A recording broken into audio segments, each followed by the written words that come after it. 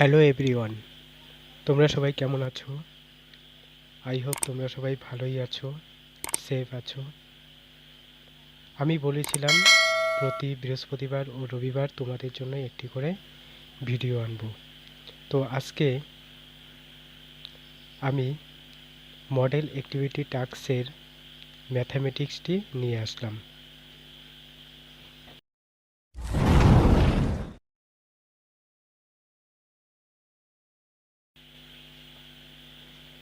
এখানে প্রথমে যে প্রশ্নটি বলেছে ax square plus bx plus c equal 0 সমীকরণটির বীজদ্বয়ের সমান হওয়ার শর্ত লেখো। তাহলে এখানে ax square plus bx plus c equal 0 দ্বিঘাত সমীকরণের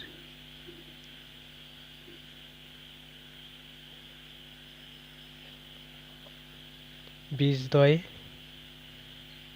বাস্তব ও সমান হবে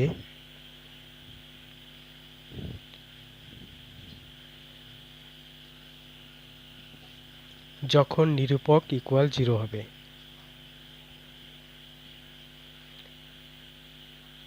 তাহলে আমরা নিরূপক এর আগে আমরা শিখেছি B square minus 4ac equal 0, এটি হচ্ছে নিরূপক, এটি হলো বীজদ্বয় সমান হওয়ার শর্ত। পরবর্তী প্রশ্নটিতে বলেছে একটি বৃত্তের ব্যাসার্ধের দৈর্ঘ্য 10 সেমি এবং ওই বৃত্তের একটি জ্যায়ের দৈর্ঘ্য 12 সেমি হলে বৃত্তের কেন্দ্র থেকে জ্যায়ের দূরত্ব কত? এই অঙ্কটিও খুব সহজভাবেই আমরা করতে পারি। তাহলে প্রথমে একটি বৃত্ত অঙ্কন করি।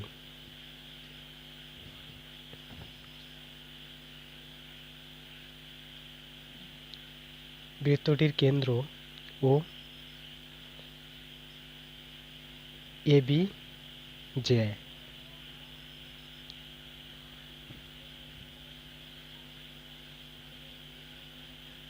তাহলে ওবি হচ্ছে 10 সেমি, এটি এই বৃত্তের ব্যাসার্ধ। এবি 12 সেমি ছিল, যেহেতু কেন্দ্র থেকে জ্যায়ের উপর লম্ব দূরত্বটি জ্যাকে সমদ্বিখণ্ডিত করে, তাই এডি ইকুয়াল বিডি ইকুয়াল 6 সেমি হবে।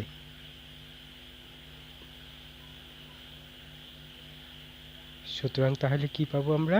বিডি ইকুয়াল এডি ইকুয়াল 6 সেমি।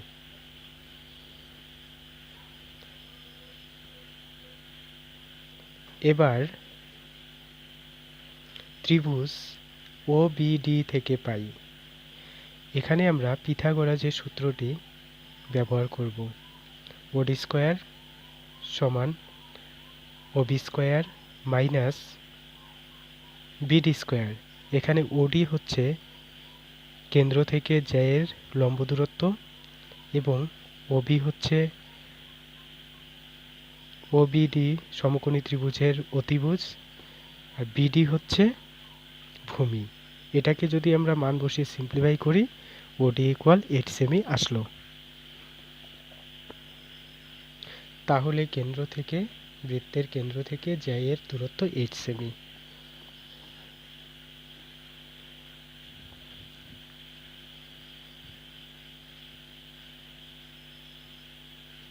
সুতরাং বৃত্তের কেন্দ্র থেকে জ্যায়ের দূরত্ব 8 সেমি।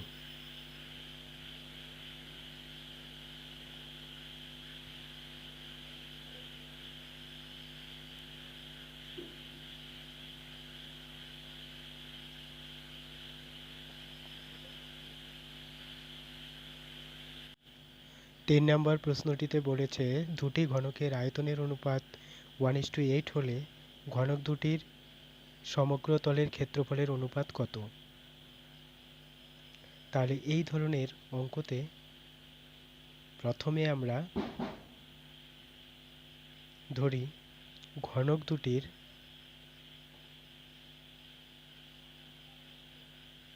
বাহুর দৈর্ঘ্য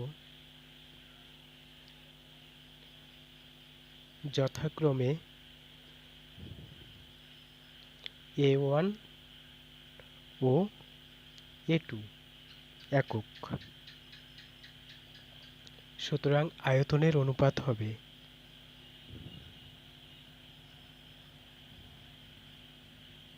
সমান A1 cube is to A2 cube. তাহলে প্রশ্নানুসারে A1 cube is to A2 cube equal 1:8। তাহলে A1 ইসটু A2 ইকুয়াল, এটাকে 1:8 কে কিউব রুট করতে হবে, তাহলে পাবো আমরা 1:2। এবার সুতরাং ঘনক দুটির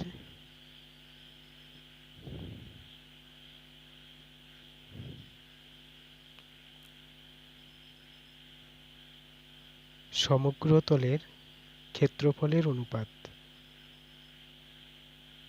হবে সমান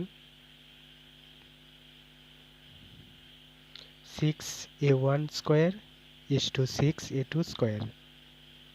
এখানে 6 ক্যান্সেল হয়ে যাবে, A1 স্কয়ার ইসটু A2 স্কয়ার থাকবে। এটাকে আমরা A1 by A2 whole square করতে পারি। তাহলে A1 বাই A2 এর মানটি যদি আমরা বসিয়ে দিই 1/2, তাহলে এটাকে হোল স্কয়ার করলে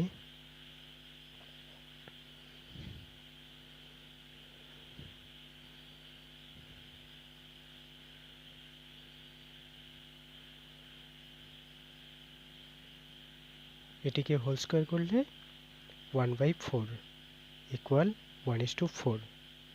এটি হবে সমগ্র তলের ক্ষেত্রফলের অনুপাত। 4 নম্বর প্রশ্নটিতে 400 টাকার 2 বছরের সমল চক্রবৃদ্ধি 441 টাকা হলে বার্ষিক শতকরা চক্রবৃদ্ধি সুদের হার কত? এটি নির্ণয় করতে হবে। তাহলে এখানে আসল ব্র্যাকেটে পি লিখব ইকুয়াল 400 টাকা, সময় n ইকুয়াল 2 বছর, সুদের হার আর এটি নির্ণয় করতে হবে।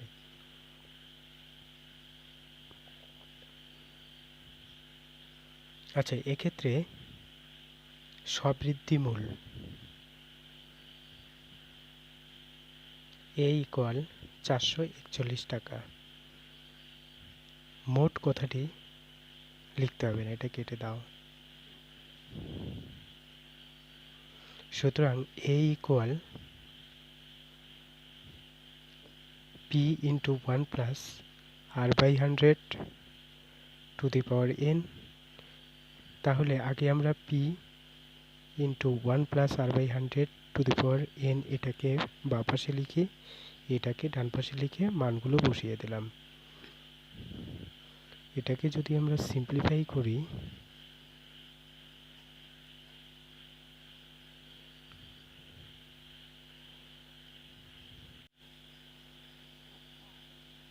এটাকে বর্গমূল করলে 21/20 হোল স্কয়ার।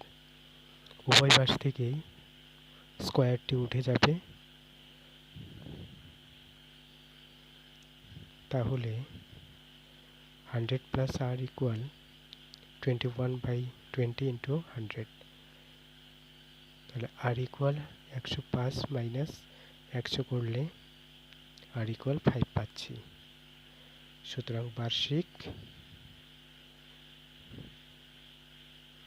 চক্রবৃদ্ধি সুদের হার হলো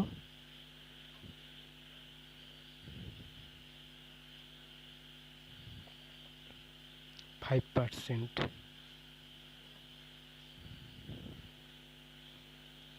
5 নম্বরটিতে x 12 y 27 ক্রমিক সমানুপাতি হলে x ও y এর মান নির্ণয় করো।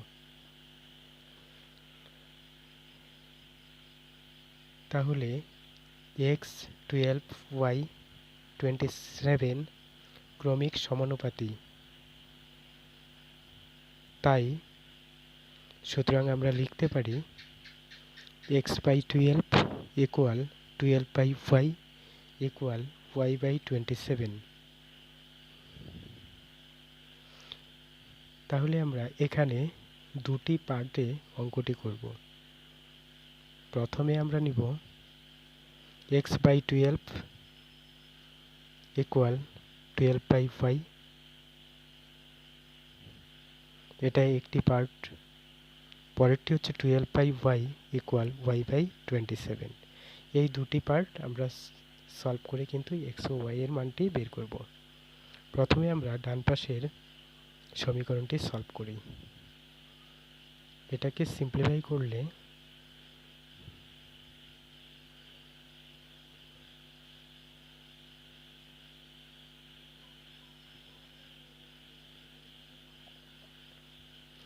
y ইকুয়াল 18 আসে। এবার y এর মানটি এই সমীকরণে বসিয়ে দিয়ে পাই x ইকুয়াল 12/18 ইন্টু 12। সুতরাং x ইকুয়াল 8। তাহলে নির্ণেয় সমাধান x ইকুয়াল 8 এবং y ইকুয়াল 18।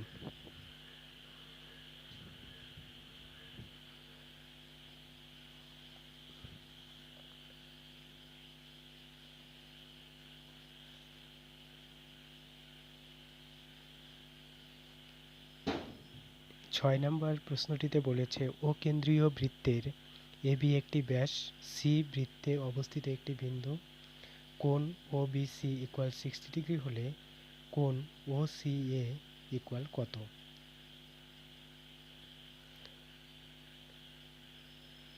তাহলে প্রথমে আমরা একটি বৃত্ত অঙ্কন করি।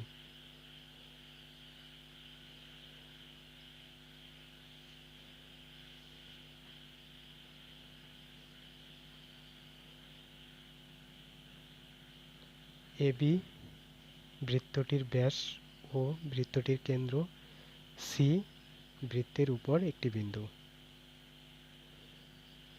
তাহলে এখানে OBC ইকুয়াল 60 ডিগ্রি দেওয়া আছে। আমাদের বের করতে হবে ACO কত ডিগ্রি।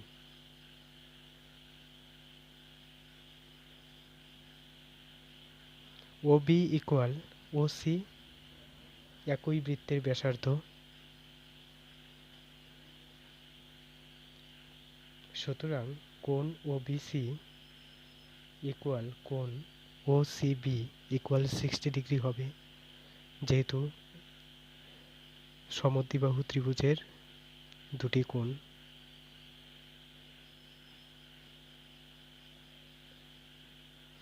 আবার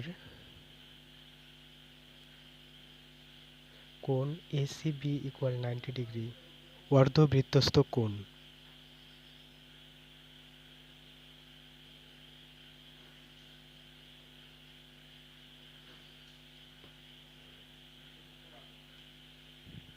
সুতরাং কোণ ACO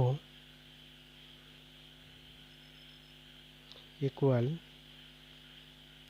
কোণ ACB মাইনাস কোণ OCB। ACB কোণটি হচ্ছে 90 ডিগ্রি এবং কোণ OCB ইকুয়াল 60 ডিগ্রি। মানগুলো বসিয়ে মাইনাস করলে 30 ডিগ্রি পাচ্ছি। পরবর্তী প্রশ্নতে বলেছে একটি ঘনকের প্রত্যেকটি ধারের দৈর্ঘ্য 50% বৃদ্ধি পেলে ঘনকটির সমগ্র তলের ক্ষেত্রফল কত বৃদ্ধি পাবে? ধরি ঘনকটির বাহুর দৈর্ঘ্য A একক।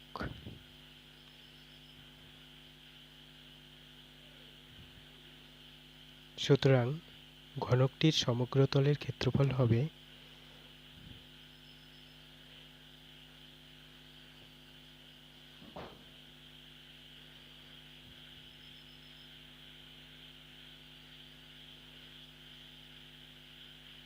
ক্ষেত্রফল হবে 6 স্কয়ার বর্গ একক। সুতরাং 50% বাহুর দৈর্ঘ্য বৃদ্ধি পেলে বাহুর দৈর্ঘ্য হবে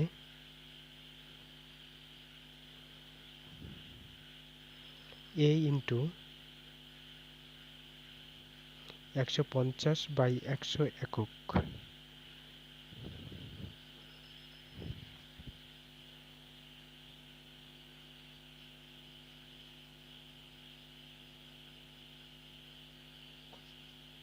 এখানে 150 হবে,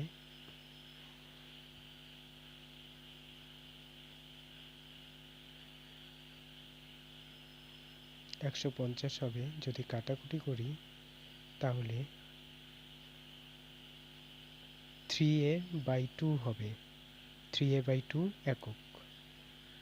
এখন সমগ্র তলের ক্ষেত্রফল হবে, তাহলে এখন সমগ্র তলের ক্ষেত্রফল কত হবে? 6 ইন্টু বাহু স্কোয়ার,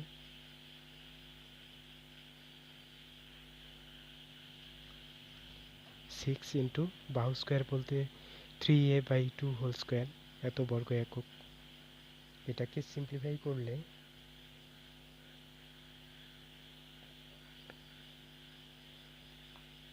আসবে 27^2 বর্গ একক। সুতরাং ক্ষেত্রফল বৃদ্ধি পেল 27^2 মাইনাস 6^2 বর্গ একক। এটিকে মাইনাস করলে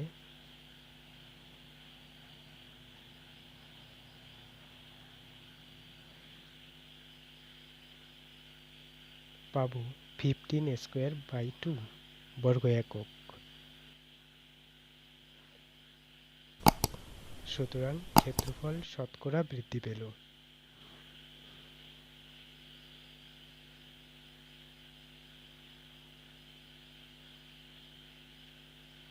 তাহলে কি হবে? যত বৃদ্ধি পেল সেটা বাই যত ক্ষেত্রফল ছিল মোট ক্ষেত্রফল ইন্টু হচ্ছে 100 বর্গ একক।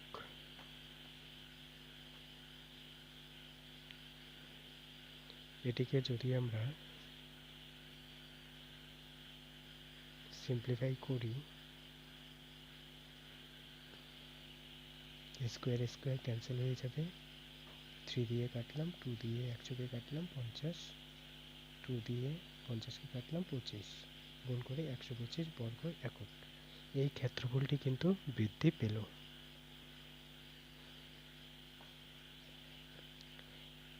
এরপর একটি সমাধান দেওয়া আছে, সেটি করে দেখাচ্ছি।